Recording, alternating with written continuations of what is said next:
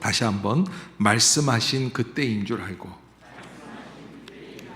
예수님께서 요한복음 4장에서 사마리아 성 수가성에 있는 한 여인을 만나 주시고 그 여인에게 새로운 은혜의 길을 열어주셨어요. 예수님과 만나면 인생이 변화되는 거예요. 만났느냐 안 만났느냐가 중요한 게 아니라 뭐가 중요하다고 말씀드렸습니까? 변화되었느냐. 그래서 이 여인이 변화되는 역사가 어디에서 드러나느냐? 물동이를 버려두고 갔다. 이 여인은 사실은 우물가에 물을 기르러 왔습니다. 그런데 예수님을 만나는 순간 물 깃는 것을 잊어버려요. 물동이를 버려두고 이 여인은 다시 마을로 들어가서 내가 행한 일을 나에게 말씀하신 그분을 와서 만나봐라. 아멘. 이것이 뭐예요? 이게 변화된 사람이 나아가는 그런 행복한 구원의 길이라는 것. 여러분들이 잊지 마시기를 주의 이름으로 부탁합니다. 오늘 갈릴리 사역에서 이루어지는 두 번째 텀, 예수님이 유대 지역에서 복음을 전하시다가 갈릴리로 오셔서 다시 새롭게 복음을 증거하시는 그런 제2기 사역입니다. 이 갈릴리 사역이 시작이 되면서 가나에서부터 시작을 하시는데, 갈릴리 가나는 오늘 본문에 보면은 전에 물로 포도주를 만드신 곳이라, 전에 물로 포도주를 만든 곳이라. 사실 예수님께서 갈릴리 가나에 들어오시면서 무슨 말씀을 해주셨냐면, 우리 오늘 본문 앞서서 예수님께서 뭐라고 말씀을 하시냐면 44절에 친히 증언하시기를, 그래요. 친히 증언하시기를, 그러니까 직접 말씀하셨다라는 거예요. 선지자가 고향에서는 높임을 받지 못한다. 제가 인천에서 목회 안 하는 이유가 바로 그 이유입니다. 네. 선지자가 고향에서 높임을 받지 못한다. 전에 고향교회를 갔는데 형들이, 저보다 이렇게 선배들이 있었지 않습니까? 저를 보고 한마디 하는 게 이 목사 님이 아니에요. 예, 참 이상하죠. 그러니까는 그 선배들이 저를 볼 때 목회자로도 보지만 뭘로 보는 거예요? 후배로 보는 거예요.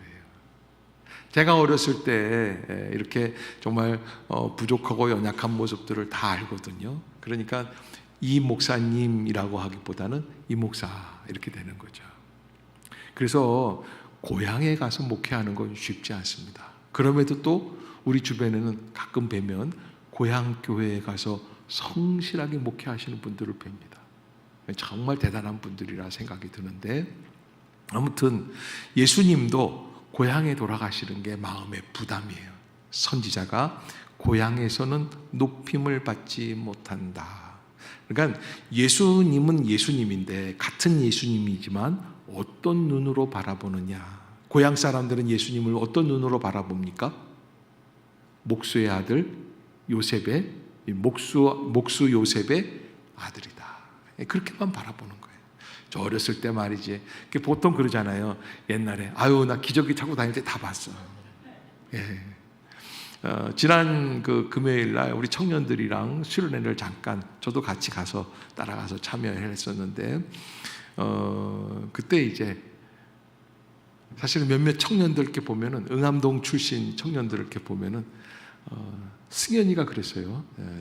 조승현이가 이제 벌써 대학교 1학년이 됐더라고요. 21살이 됐다는 거예요.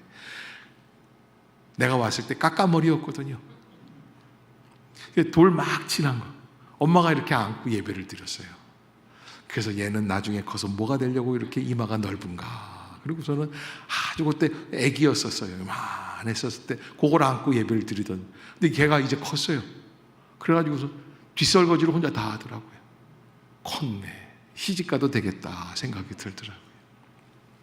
우리는 자꾸 지금 현재의 모습보다는 인간은 어디를 유추해 보는 거예요? 과거를 유추해 보면서 살아가는 거예요. 그런데 예수님이 오늘 말씀해 주신 건, 선지자가 고향에서는 높임을 받지 못한다라는 말씀은 어떤 말씀이에요?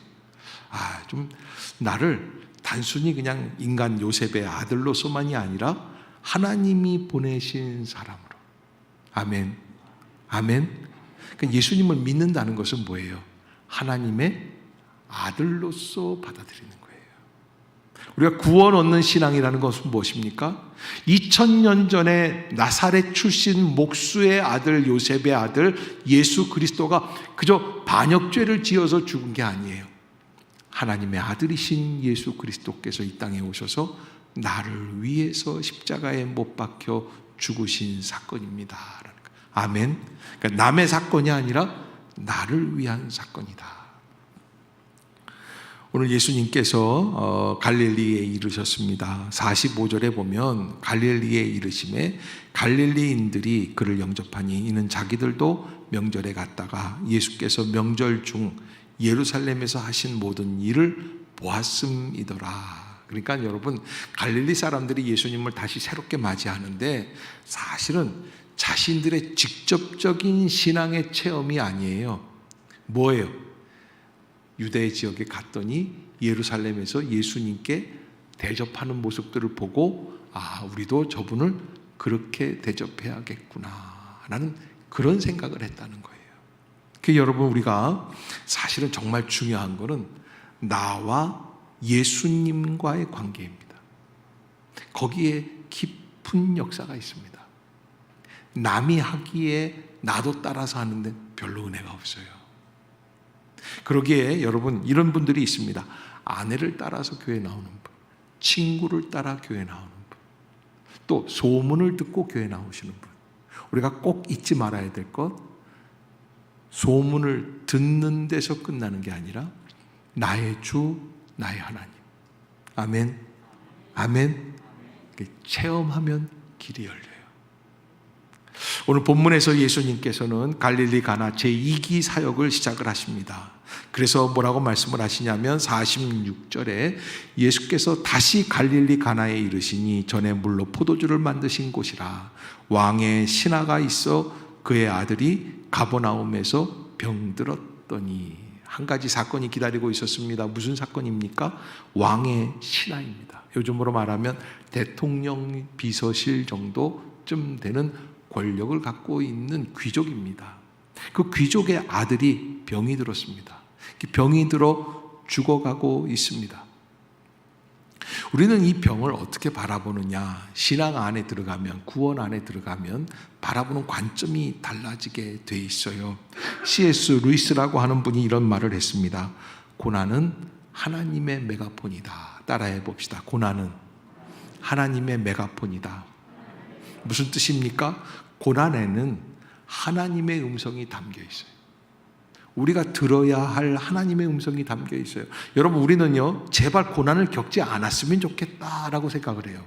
그러나 고난을 겪었느냐 안 겪었느냐의 문제가 아닙니다. 고난을 겪었을 때 C.S. 루이스가 뭐라고 그랬다고요? 하나님의 메가폰이다. 하나님의 음성을 들었느냐 안 들었느냐. 아멘. 그러니까 하나님의 음성을 들으면 어떻게 됩니까? 바뀌어요.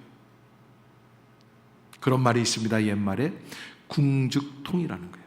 궁즉변, 변즉통. 궁하면 변하게 돼 있어요. 돈 없으면 스파게티 먹어야 돼요? 라면 먹어야 돼요? 라면 먹는 거예요. 돈 있으면 스파게티 먹는 거예요. 노래도 나오잖아요. 돈 없으면 집에 가서 무슨 떡이라도 부쳐 먹지? 빈대떡이라도. 돈 없는 놈이 무슨 어디 여기 술집 같은 데 와가지고서는 기생집이 뭐냐. 제 얘기가 아닙니다. 그런데 돈이 없으면 바뀌어야지 되는 거예요. 어려운 일이 생기면 바뀌어야지 돼요. 근데 대부분 우리는요, 그런 많은 분들이 어려움을 당하면 바뀌려고 노력을 합니다. 그런데 바뀌지 않으려고 하는 속성도 우리 안에 있습니다. 20여 년 전입니다. 제가 이 교회 오기 전에 있던 교회 한양대학병원에 췌장암 말기로 죽어가고 있는 권사님 남편이 한 분 계세요. 마지막이에요. 보름 뒤에 돌아가셨어요. 얼굴이 황달이 아니라 흑달이 와서 새까맣습니다. 췌장암 말기니까 그때 당시만 해도 고칠 수 없는 병입니다. 아내가 가서 이야기를 합니다. 여보, 목사님이 밖에서 기다리고 계세요. 들어오셔서 기도해 달라고 합시다. 당신 목사님 기도 한번 받고 그리고 우리가 죽을 땐 죽더라도 그래야 되지 않겠습니까? 제게 들려오는 소리가 있어요. 내가 이제까지 안 믿다가 이 병 같은 거 하나 들었다고 내가 목사님 기도를 받아야 되겠어? 어때요? 의리 있죠? 기백이 있죠? 여러분, 인생에서 가장 하지 말아야 할 일들이 고난 앞에서 구부러들지 않으려고 하는 마음이에요. 어려움이 있으면 변화되어야 합니다. 왜 이런 말씀을 드립니까? 왕의 신하입니다. 귀족입니다. 권력이 있습니다. 물질이 있습니다. 권세가 있습니다. 당대의 모든 사람들로부터 인정받는 사람입니다. 그가 예수님을 찾아 나왔습니다. 30여 킬로를 달려왔습니다. 누구 때문에 왔습니까? 아들이 죽어가기 때문에 오는 거예요. 그렇지 않으면 이 사람은 예수님을 만날 필요가 없는 사람이에요. 사실은 요한복음 3장에 나오는 니고데모도 이 사람이랑 오늘 비슷한 위치에 있는 사람일 거예요. 유대인들 중에 유대인, 바리새인 중에 바리새인, 사내들이 공의회의 회원, 국회의원쯤 되는 사람입니다. 그런데 그 사람은 예수님을 만나고 직접적인 변화를 체험하지 못하고 의문 속에 돌아갑니다. 왜 그렇습니까? 고난 없이 만나는 거예요. 근데 오늘 이 사람은요, 고난 속에 나와왔습니다. 고난이 오니까, 아들이 죽어가니까 가만히 있을 수가 없습니다. 예수님이라도 붙들어야지만 됩니다. 이제 더 이상 인간의 의술로는 할 수 없다는 이야기를 의사로부터 듭니다. 절망입니다. 이제 죽음입니다. 인생의 마지막 순간, 예수님이 오셨다는 이야기를 듣고 한 가닥 희망을 가지고 나오게 됩니다. 그분이 나와서 예수님께 드리는 이야기가 있습니다. 47절에 보면 그가 예수께서 유대로부터 갈릴리로 오셨다는 것을 듣고, 그래서 여러분, 우리가 복음의 소문, 은혜의 소문, 치유의 역사, 믿음의 소문, 아멘. 어떻게 해요? 따라해 봅시다. 소문을 내는 성도가 되게 하소서. 아멘. 여러분, 거기에 은혜가 있어요. 그래서 내가 직접 전하지를 못하더라도 소문을 낼 수 있는 마음. 어느 신시가지에 목사님이 오셔서 교회를 세우고 새롭게 개척을 하셨는데 부동산 사무실의 사장님들을 다 모아서 대접을 했대요. 그래서 아니 목사님, 아니 왜 무슨 동사무소 직원들도 아니고 왜 갑자기 부동산 사장님들이, 이분들이 새로 이사 오는 분들 다 중개하지 않습니까? 그분들이 물을 거예요. 이 근처에 나갈 만한 교회 있습니까? 먹었으니까 먹은 놈은 말이 없다고 뭐라고 그러겠어요? 뭐 있습니다. 어느 교회? 행신이만을 얘기해요. 아멘. 그래서 제가 이 근처 부동산 사무실 사장님들하고 친하게 지내는 이유가 바로 거기에 있어요. 여러분, 소문을 낼 수 있어야지 돼요. 그래서 전도적인 차원에서도 그렇고 우리가 긍휼 사역 차원에서도 그렇고 교회에 올 때 어느 한 권사님이 저한테 그러셨어요. 목사님, 제가 목사님 말씀대로 교회에 오는데 행신역에서 택시 타고 올 때 여기 앞에 딱 서가지고서 잔돈, 거스름돈 하지 않았습니다. 잘하셨어요. 꼭 그렇게 얘기를 해야 돼요. 내 돈 주듯이 하면 안 돼요. 우리 담임 목사님이 택시 타고 교회 앞에서 내릴 때는 잔돈을 받지 말라고 하셨습니다. 그래야 그분이 그런 목사님이 계시는 교회는 어떤 믿음을 갖고 있을까라고 궁금해서 찾아오는 거예요. 소문 낼 수 있는 성도들. 아멘. 아멘. 이 신하가 예수님이 오셨다는 소문을 들어요. 그리고선 이야기를 합니다. 가서 청하되 내려오셔서 내 아들의 병을 고쳐주소서 하니 그가 거의 죽게 되었습니다. 47절 마지막 부분만큼 절망적인 순간이 없습니다. 왜? 인간적인 힘으로는 도저히 더 이상 치유할 길이 없다는 거예요. 이제 마지막 길이에요. 마지막 순간입니다. 아들이 죽어가고 있는 모습을 봐야만 되는 아버지의 마음으로서는 더 이상 나갈 길이 없는 그런 순간입니다. 이런 사람들 위로해 줘야 됩니까? 안 위로해 줘야 됩니까? 위로해 줘야죠. 그런데요, 예수님께서 뭐라고 말씀을 하시냐면 뜻밖의 말씀을 하시는데 48절에 보면 예수께서 이르시되 너희는 표적과 기사를 보지 못하면 도무지 믿지 아니하리라. 그렇게 말씀을 하세요. 너희는 표적과 기사를 보지 못하면 도무지 믿지 아니하리라. 표적과 기사는 무엇입니까? 내 눈앞에서 펼쳐지는 기적의 현장을 보지 않으면 그렇다는 거예요. 하나님께서 우리에게 보여주시는 사인, 상징적인 표적을 보지 못하면 믿을 수가 없다는 거예요. 근데 여러분, 기적을 보고 믿는 거는 믿음이 아니에요. 이해예요. 기적을 보는 순간부터는 이거는 뭐예요? 그냥 믿음으로 믿는 게 아니라 현상에 의해서 이끌려가는 것밖에는 안 돼요. 그러기에 우리가 하나님 앞에서 표적과 기사를 뛰어넘을 수 있는 믿음, 그런 믿음을 뭐라고 그러냐면 초월적 믿음이라고 그래요. 봐야 믿는 믿음은 믿음이 아니라고 그랬어요. 그거는 상대적 조건적 믿음이고 한계적 믿음입니다. 오늘도 본문에서 이 신하는, 왕의 신하는 뭐라고 그러냐면, 이렇게 예수님이 너희는 표적과 기사를 보지 못하면 도무지 믿지 아니하리라 말씀을 하고 계시는데도 불구하고 신하가 이르되 주여 내 아이가 죽기 전에 내려오소서. 이 사람들이 하는 이야기에 한계가 있습니까? 없습니까? 있어요. 뭐라고? 내 아이가 죽기 전에. 왜? 죽으면 끝나요. 아무리 믿음이 있어도 죽은 다음에 어떡하겠어요? 더 이상의 소망이 없어요. 그러기에 이 신하가 예수님께 부탁드리는 게 있어요. 어떻게 하기 전에? 죽기 전에 와주세요. 와달라는 것은 무엇입니까? 직접 예수님이 오셔서 그 손을 아픈 자리에 얹고 기도해 달라는 이야기, 신방와 달라는 이야기. 그러면 이런 사람의 말을 들어주셔야지 되는 게 예수님인데 불구하고 예수님이 듣지 않으십니다. 이렇게 말씀을 하십니다. 50절 한번 같이 읽어볼까요? 시작. 예수께서 이르시되 가라 내 아들이 살아있다 하시니 그 사람이 예수께서 하신 말씀을 믿고 가더니. 아멘. 다시 한번 제가 읽어드릴게요.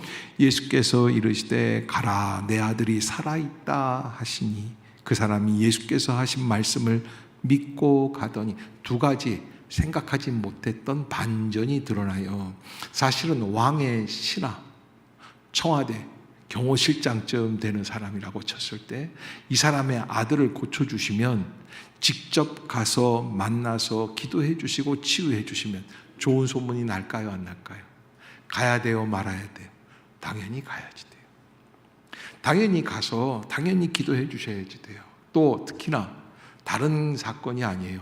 아들이 죽어가고 있기 때문에 예수님의 사랑의 마음으로 그를 품어주셔야지 돼요. 근데 예수님은 그러지 않습니다. 가라 내 아들이 살아있다 하시. 지금 예수님을 찾아 나온 그 사람의 그 찾아 나옴을 다 부인하시는 거예요. 가라, 여기 있을 필요가 없다. 가라.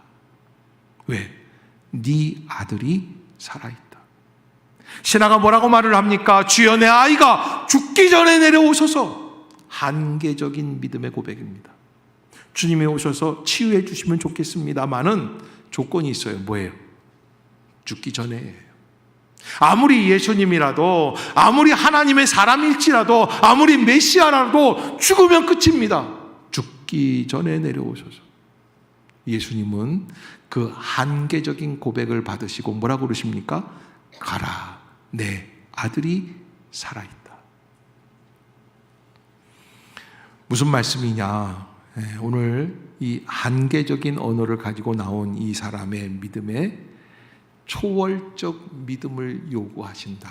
따라해 봅시다. 한계적 믿음에서 초월적 믿음으로 변화되게 하여 주옵소서. 아멘. 여러분, 이 초월적인 믿음이라는 건 뭐예요? 한계적인 믿음이라는 건 뭐예요? 반에서 1등 해요? 전교에서 10등 안에 들어요? 그러면 서울대학 바라볼만 해요? 안 해요? 바라볼만 해요.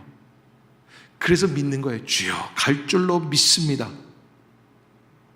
그거는 진짜 초월적인 믿음은 아니라는 거예요. 그래서 여러분, 사실은 시험 앞두고 대학 가는 것 때문에 대학 가게 해달라고 그렇게 기도하는 것만큼 이게 어려운 일이 없어요.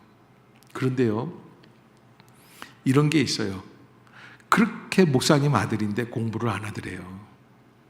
그래가지고서는 맨날 게임만 하는 거예요. 그래서 사모님이 매일 새벽마다 가서 울면서 기도했어요. 주여 우리 아들이 저렇게 어떻게 공부를 안 하고 저럴 수가 있습니까? 저렇게 착한 아이인데. 그런데요, 어느 날 꿈에 대학을 간다고 그러고서는 아들이 비행기를 타고 가더래요. 일어났는데 새벽이에요. 왠지 기분이 좋아요. 그런데 현실은 안 믿어져요. 왜? 공부를 지질이 못하니까요. 그게 이쯤이에요. 이쯤 8월달. 얘가요 8월 말쯤 그러더래요. 엄마, 나 지금 공부 좀 하고 싶은데. 그래.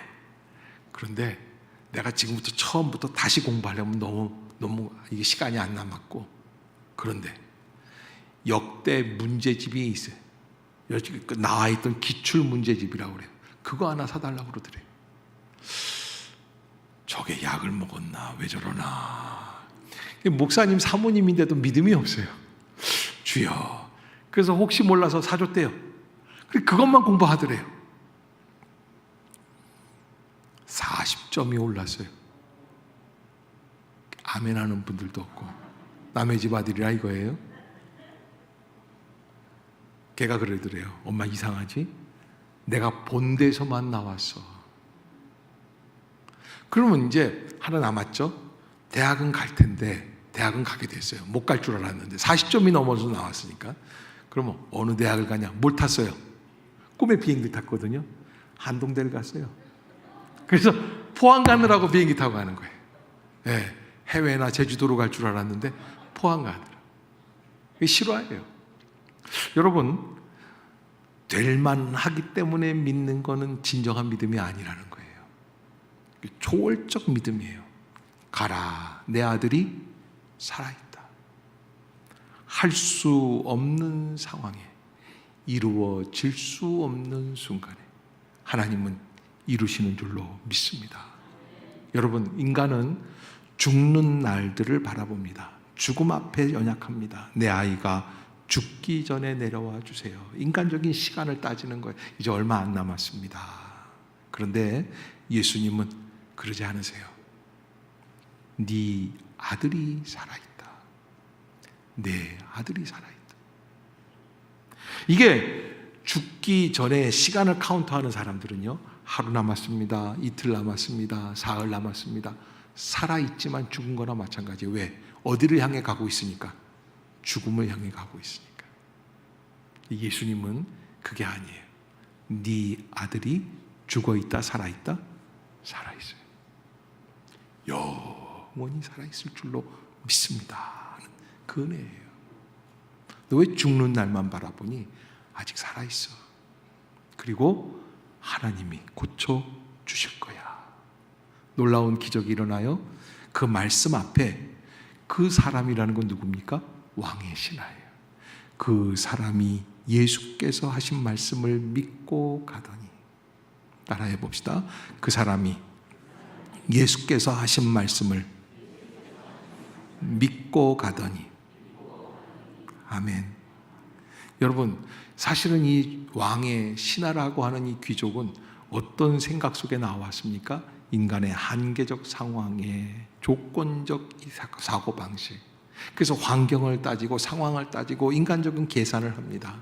지금도 인간의 의술이 무한하게 발전을 했지만 2000년 전에 그 나사렛 갈릴리 지역에 그 의사들이 얼마나 대단하면 대단하겠어요. 그러나 이 사람들이 한 가지 아는 거는 있어요. 고치지는 못해도 뭘 합니까? 죽는 거는 알아요. 이거 보니까 가망이 없어요. 그런데 예수님은 그 모든 한계를 뛰어넘으십니다. 가라, 내 아들이 살아있다. 그러니까 지금 이 왕의 신하한테는 두 가지 갈림길이 있죠. 어떤 거예요? 첫째는 믿고 가느냐. 따라해 봅시다. 믿고 가기를 원합니다. 아멘. 이 순간에 목사님의 말씀을 들으면서 여러분들도 생각할 거예요. 주여, 우리 아이도 살아날 줄로 믿습니다. 공부 안 하고 그냥 뻔질나게 게임만 하는 그 아이도 그 한동대라도 갈 줄로 믿습니다. 믿고 가는 사람이 있는가 반면에 안 믿으면 어떻게 돼요? 아이를 장사 지내러 가야 돼. 불신 가운데 죽음의 길로 가는 길밖에 없어요. 이게 갈림길이고 이게 선택이에요. 근데 이 왕의 신하가 뭘 선택을 해요? 믿고 가는 것을 선택을 해요. 여러분, 시간이 있습니다. 한 30여 킬로 남아 있습니다. 가는 동안에 아버지의 마음이 얼마나 뒤숭숭했을까 생각해 보세요. 말씀을 믿는다는 게 쉬운 일이 아닙니다. 오늘 예수님께서는 우리에게 새로운 믿음의 차원, 우리는 어떤 사람들입니까? 표적과 기사를 보지 못하면 도무지 믿지 못하는 신앙입니다. 뭐가 있어야지 돼요. 눈에 잡혀야지 돼요. 손에 잡혀야지 돼요. 사람들이 말을 해줘야지 돼요. 인정을 해줘야지 돼요. 그러나 예수님은 뭐라 그러세요?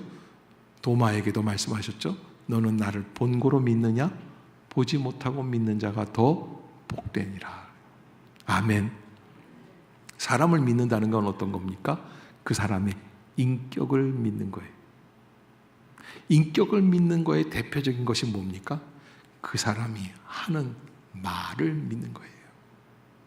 정말 사람을 믿게 되면 다른 사람들이 다 저 사람은 거짓이라고 이야기할 때도 나는 그의 말을 믿을 수 있습니다. 그게 믿음이에요. 여러분, 우리가 하나님을 믿습니까? 안 보고 믿습니까? 그러나 이 믿음은 어떤 믿음입니까? 바로 주님께서 선포해 주신 그 약속을 믿는 믿음, 기록되어 있는 말씀을 믿는 거예요. 우리는요, 현실을 따집니다. 그래서 하는 이야기가 있어요. 목사님, 지금 말씀하신 게 팩트입니까? 그래요. 팩트입니까? 굉장히 이지적인 것 같고 지성적인 것 같이 보여요. 그러면서 이런 이야기를 해요. 저는 팩트가 아닌 것은 거론하지 않습니다. 그런데 여러분 잘 기억하세요. 믿음은요, 팩트를 얘기하려는 게 아니에요. 팩트는 뭐예요? 사실이라는 거예요. 지금 여기 안에서 이루어졌다라는 거예요. 일어났다라는 거예요. 그런데요, 하나님의 역사 속에서 보면은 우리가 지금 눈앞에서 보이는 이 사실이 문제가 아니에요. 하나님이 주신 섭리의 역사, 진리의 역사가 있어요. 그래서 항상 고백은 현실을 뛰어넘게 돼 있어요. 시편 23편에 보면 다윗은 이런 고백을 합니다. 여호와는 나의 목자시니 내게 무엇이 없으리로다? 부족함이 없으리로다. 많은 사람들이 시편 23편 다윗의 고백을 들으면서 뭐라고 이야기를 하냐면, 왕이니까 얼마나 많은 축복을 받았으면 부족한 게 없을까. 천만에 그 사람이 그 이야기를 고백할 때는 왕으로서 한 이야기가 아니라 도망자였을 때 고백한 거예요. 그 사람의 이야기는 팩트를 얘기하는 게 아니었어요. 진리를 말하는 겁니다.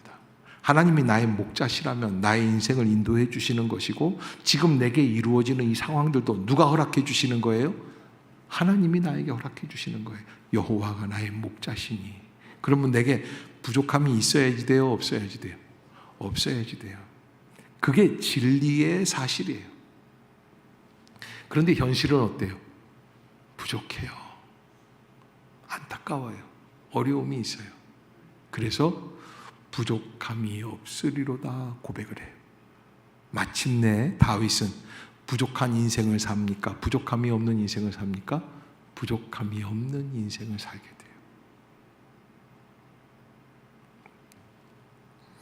제가 언제 한번 얘기를 드렸죠.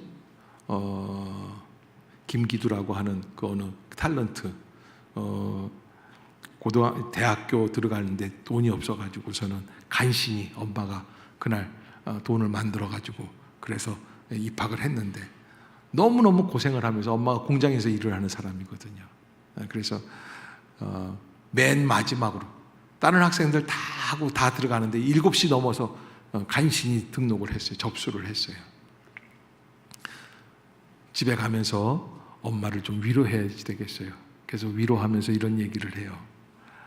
엄마 오늘 너무 고생했어요. 저 때문에. 제가 오늘 우리 학교에서 제일 꼴찌로 등록을 했네요. 그러니까 너 엄마가 아유 그래 기두야 미안하다. 너 엄마 또 잘못 만나가지고서는 그냥 네가 꼴찌로 등록을 했어. 근데 대부분 상황이 그렇게 끝난다고 그랬어요. 근데 이 친구가 탁월한 게 있어요. 이게 탤런트 실제 실화예요. 그렇게 얘기를 했다는 거예요. 엄마, 내가 오늘 등록은 제일 꼴찌로 했지만 4년 뒤에 졸업할 때는 제가 1등으로 졸업을 할게요. 이게 현실을 바꾸는 언어예요. 여러분, 우리가 다, 그래서 제가 그 사람이 하는 이야기를 한번 들어봤을 때 제가 충격을 받았던 게, 사실 저도 그런 경험이 있어요. 저도 꼴찌로 등록할 때가 많이 있었고, 매 학기마다 등록금 없어가지고 발을 동동 구리면서 그런 생각을 했어요. 나는 부모를 잘못 만나 고생하는구나. 나는 시대를 잘못 태어나서 고생을 하는구나.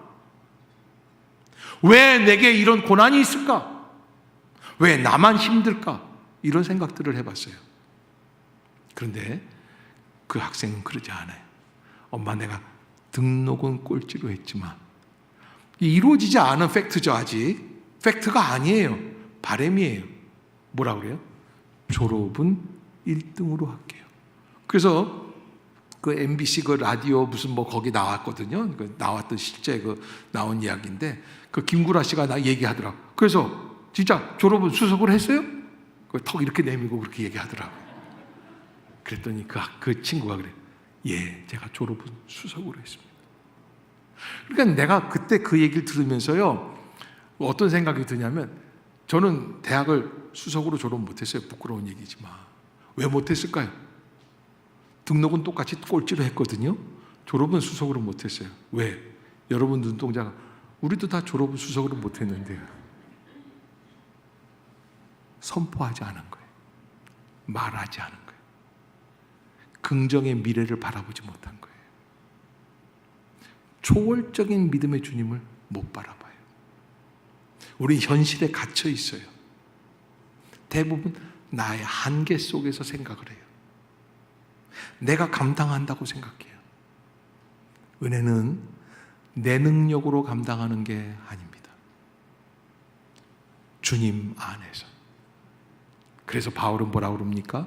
빌립보서 4장 13절에 내게 능력 주시는 자 안에서. 아멘. 아멘. 어디 안에서? 내게 능력 주시는 자 안에서. 오늘도 이 말씀을 듣고는 이런 분들이 계실 거예요. 아따, 저 목사님 말씀은 잘하시네. 아, 목사들이 말은 잘한다니까. 그리고 일어나 갈 수도 있어요. 그런데요, 오늘 이 신하가 어떻게 했습니까? 예수께서 하신 말씀을 믿고 가더니. 믿음이란 남의 사건이 아닙니다. 누가 믿는 겁니까? 내가 믿는 거예요. 내가 믿는 거예요. 내가 믿기로 작정하는 거예요. 내가 결단하는 거예요. 내가 믿음으로 바라보는 거예요. 믿고 가더니. 교회에 오는 사람들은 한정되어 있습니다. 똑같은 환경에서 똑같은 말씀을 듣습니다. 그러나 왔느냐도 중요하지만 믿고 가느냐, 믿지 못하고 가느냐, 여기에 다음 시간이 정해집니다. 저는 우리 모든 성도들이 믿고 갈 수 있기를 주의 이름으로 축복합니다. 믿고 갑시다. 주님의 말씀을. 사실은 이 왕의 신하가 왔으니까, 이 어려운 환경에서 정말 안타까운 마음으로 왔으니까 주님이 당연히 같이 동행해서 30여 킬로를 걸어서 그 가정에 가야지 됩니다. 그 아이에게 손을 얹어 주어야만 합니다. 그렇게 하는 게 그 신하의 바람이었습니다. 그러나 자기 뜻대로 안 돼요. 주님은 무엇을 말씀하십니까? 가라, 내 아들이 살아있다. 저는 신기한 게, 어떻게 이 사람이 한 번 보고 한 번 만났는데, 한 번 들었는데 어떻게 예수님을 믿을 수 있을까? 여러분, 의문입니다. 그런데요, 실제로 예수 앞에 서게 되면, 실제로 만나게 되면, 따라해 봅시다. 행신 임마누엘 교회 예배 속에서 실제로 주님을 만나기 원합니다. 아멘. 그럼 어떻게 돼요? 믿어져요. 거기에 능력이 있어요. 그냥 매번 스쳐 지나가는 습관적인 시간으로 보내서는 안 돼요. 주여, 내게 실제 주님을 만나게 하여 주옵소서. 말씀이 선포되고 예배가 드려지고 찬양이 드려지고 성가대에 찬양이 있고 장로님들의 기도가 있지만, 그러나 이 모든 흘러가는 시간 속에서 우리가 놓치지 말아야 될 것, 나는 예수를 오늘 만나느냐 그냥 가느냐. 믿고 가더니. 가는 길에 집에서 출발한 종들을 만나게 됩니다. 그들이 하는 이야기가 있습니다. 주인이여, 아들이 살았습니다. 아이가 살아있습니다. 여러분, 얼마나 축복입니까? 왜 이런 축복이 있습니까? 믿고 갔기 때문에. 아멘. 그 낳기 시작한 때를 물은 즉, 그래요. 그 낳기 시작한, 왜? 주인이 마음에 느끼는 게 있어서 그래요. 언제 그랬냐?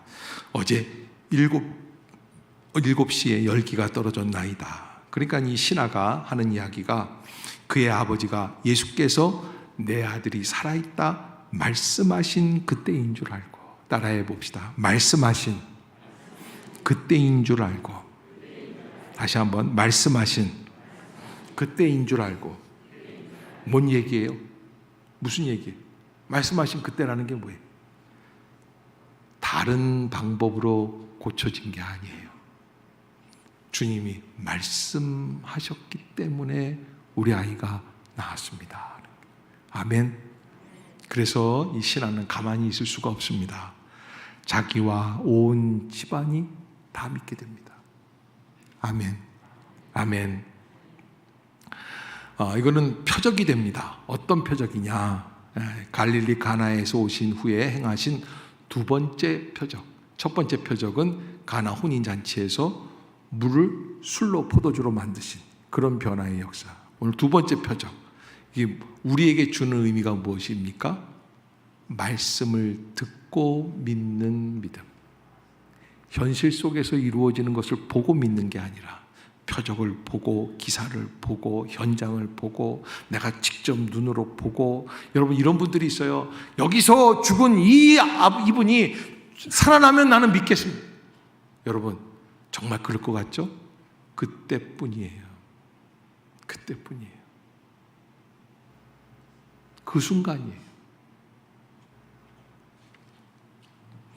죽었다가 살아나면 믿을 것 같아요? 잠시는 믿어요. 믿음이라는 것은 결국에는 어디에 이릅니까? 주님께서 주신 말씀을 붙잡는 거예요. 그래서 한계적인, 상황적인, 현실적인 믿음에서 초월적 믿음, 절대적인 믿음으로 나아가는 거예요. 그것은 바로 말씀만을 믿는 거예요.